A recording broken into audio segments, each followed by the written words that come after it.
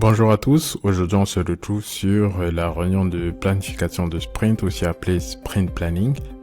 Déjà avant de parler de sprint planning, ce que je recommande avant cette réunion-là, avant la réunion de sprint planning, c'est de pouvoir effectuer un backlog refinement avec les équipes pour pouvoir en fait établir la priorisation, notamment sur les user stories qui sont les plus prioritaires et quelles seront celles qui seront notamment amenées à être shortlistées pour le sprint à venir dans le prochain sprint, et aussi permettre à l'équipe de comprendre en fait ces user stories là et de s'assurer en fait que chacun des éléments sont remplis de la definition of ready que vous avez défini en équipe. La deuxième étape, notamment on va dire le sprint planning en soi, c'est de pouvoir en fait première étape définir la capacité de l'équipe.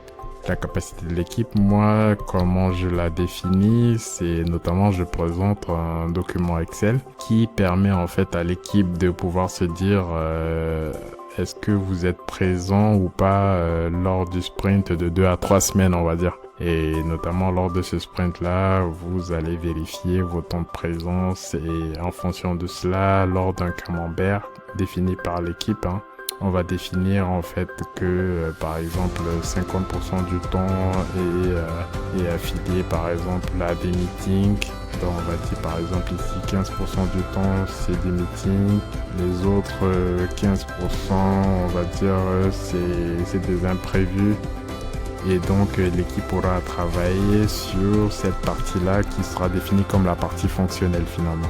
Donc la deuxième étape finalement, c'est de voir avec le product owner quelles sont les étapes qui définit en fait comme étant prioritaires après avoir discuté avec les équipes métiers, parce que le product owner finalement ou le proxy product owner, ça dépend des contextes, et le représentant de l'équipe métier qui va pouvoir justement définir quels sont les user stories qui sont les plus prioritaires en fonction de la roadmap métier. Et en fonction de cela, on va définir en fait quels sont les user stories qui sont prioritaires par les équipes. Et en fonction de leur capacité, de leur temps de présence, on définira, chacun des équipes métiers sera en mesure de définir quel user story ils sont en mesure de prendre pour le sprint à venir. Et en fonction de cela, on définira en fait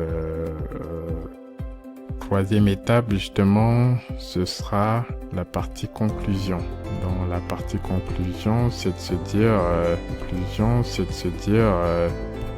est-ce que chacune des équipes métiers sont en mesure d'effectuer cette tâche-là, et justement, on va définir ce qu'on appelle le sprint goal.